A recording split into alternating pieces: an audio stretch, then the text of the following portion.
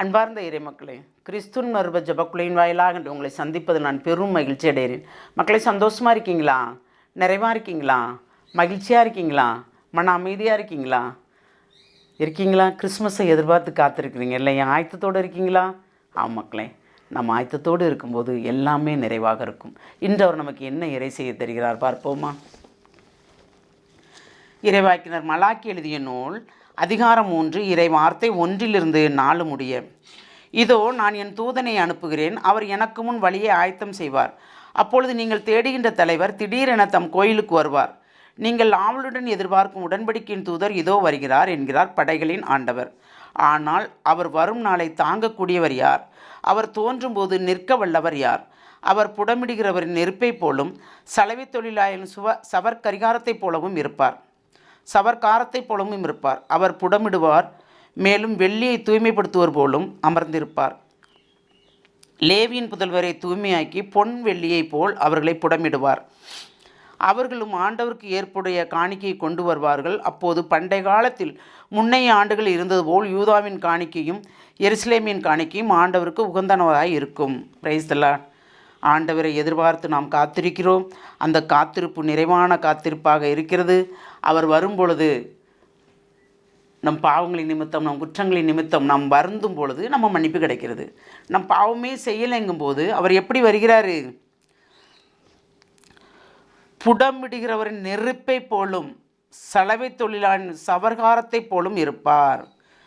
வெள்ளியையும் பொன்னையும் தூய்மைப்படுத்துவர் போல் அவர் அமர்ந்திருப்பார். நமக்கு முன்னால் நம்முடைய பாவங்கள், குற்றங்களை, நாம் குறைகளை கண்டுகொள்ளவில்லை என்றால் அவர் நம்மளிடம் கேள்வி கேட்பார். நம்ம என்ன பாவம் செஞ்சோன்னு சொல்கிறோம் தெரியுமா? நம்ம அடிக்கடி நான் என்ன பாவம் செஞ்சனோ இவ்வளோ துன்பப்படுறேன், இந்த துன்பத்துக்கு காரணமே என்னுடைய செயல் பாவங்கள் தான் நாம் நினச்சிருந்தோன்னா அந்த துன்பங்கள் நம்மளை விட்டு அகன்று போகும். நம்ம அப்படி நினைக்க மாட்டோம்ல. ஏன்னா நம்ம புனிதர்கள், நம்ம உலகில் நடமாடும் புனிதர்கள் நம்ம இல்லையா? அப்படி தானே? ஆமாங்க. மனிதர் புனிதராக மாறுவார்கள். புனிதராக பிறக்கிறோம் இல்லை, பாவம் நிறைந்த உலகத்தில் நாம் வாழ்கிறோம், பிறக்கிறோம், வாழ்கிறோம். ஆனால் நாம் இருக்கும் நிலையை அறிந்து நாம் புனிதராக மாறுவோம்.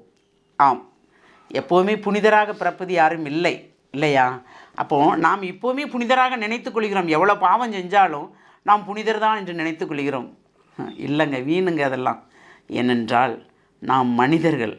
ஒவ்வொரு நொடிப்பொழுதும் நாம் செய்கின்ற குற்றங்கள், குறைகள் அனைத்தையும் அவரிடம் ஒப்படைத்து அதற்கு நாம் பாவ மன்னிப்பு கேட்கும்போது நமக்கு நிறைவான ஆசீர் கிடைக்கும். இறைவனுடைய வருகையை எதிர்பார்த்து ஆண்டுதோறும் நாம் இருக்கிறோம். ஒவ்வொரு ஆண்டும் நாம் என்ன செய்கிறோம்? இறைவனுடைய வருகையை எதிர்பார்த்து நாம் என்ன செய்கிறோம்? அவருக்குரிய காரியங்களை நாம் செய்கிறோமா? அவருக்கு பிடித்தமான காரியங்கள் நாம் நடக்கிறோமா? இல்லை தேவையற்ற காரியங்கள் ஈடுபடுகிறோமா? நமக்கு தெரியுமே நாம் என்ன செய்கிறோம் என்று, இல்லையா? ஆனால் எல்லாத்தையும் இறைவன் பார்ப்பார், மனிதர் பார்ப்பதல்ல. நாம் செய்வது நல்லது மட்டும்தான் மனிதர்களுக்கு தெரியும். நம் உழைப்பின் பயனை கொண்டு பிறருக்கு பகிர்ந்தளிக்கிறோமா? நாம் பிறரிடம் கொள்ளையடித்ததை கொண்டு பகிர்ந்தளிக்கிறோமா? என் உழைப்பு அப்படியே இருக்கட்டும், அதில் தொடவே கூடாது அப்படின்னு சொல்கிறோமா? எப்படி இருக்கிறோம்? எல்லாவற்றையும் இறைவன் அறிவார். அவர் ஒருவர் மட்டும்தான் அறிவார் இல்லையா? மனிதர் அல்ல. மனிதர் நம் வெளித்தோற்றத்தை பார்ப்பார்கள். ஆம், இவர்கள் நிறைவானவர்கள் சொல்வார்கள். அந்த சொல்லு நமக்கு ஒரு அப்படியே எனத்தையோ தூக்கி ஐஸை தூக்கி தலையில் வச்ச மாதிரி இருக்கும் இல்லையா? 1 டன் இல்லை 1.5 டன் ஐஸாக இருக்கும். அது அப்படி ஒரு மகிழ்ச்சி வரும். ஆனால் இறைவனிடம் நமக்கு ஒரு கணக்கு இருக்கிறது. நீங்கள் நினைக்கலாம், என்னங்க நல்லா பேசிகிட்டே இருக்கீங்க, திடீர்னு பயமுறுத்துறீங்கன்னு சொல்லலாம். இல்லைங்க, நமக்கு எது உண்மையோ அதுதான் நடக்கணும். நமக்கு எது தேவையோ அதுதான் இருக்கணும். அப்படி இருந்தால் தான் நாம் வாழ முடியும், இல்லைன்னா வாழ முடியாது. அதனால் நம்மளை தூய்மைப்படுத்துவோம், நாம் தூய்மையாக இருப்போம். அந்த தூய்மையை இறைவனிடம் கேட்போம். என்னுடைய குற்றங்குறைகளை எனக்கு வெளிப்படுத்தி, நான் எல்லாமே நன்மை என்று நினைக்கிறேன் ஆண்டவரே, பாவம் இல்லை என்று நினைக்கிறேன். நான் செய்த பாவங்கள் பெரிதாக இருப்பினும் அதை எனக்கு வெளிப்படுத்தி அதிலிருந்து வெளியே வரும்படி என்னை ஆசீர்வதியும் ஆண்டவரே என்று கேட்போமா? வாழும் வல்லலே இறைவா, உம்முடைய இரக்க பெருக்கத்துக்கு எங்களை முழுமையாக ஒப்புக் கொடுக்கிறோம். எங்கள் குற்றங்கள், எங்கள் பாவங்கள் அனைத்தையும் நீர் அப்புறப்படுத்தி தூய்மையான உள்ளத்தோடு உம்மிடம் எப்பொழுதும் நெருங்கி வர எங்களை ஆசீர்வதியும். தூய்மையென்ற ஆடையை நாங்கள் உடுத்தும்படி எங்களை ஆயத்தப்படுத்தும் ஆண்டவரே.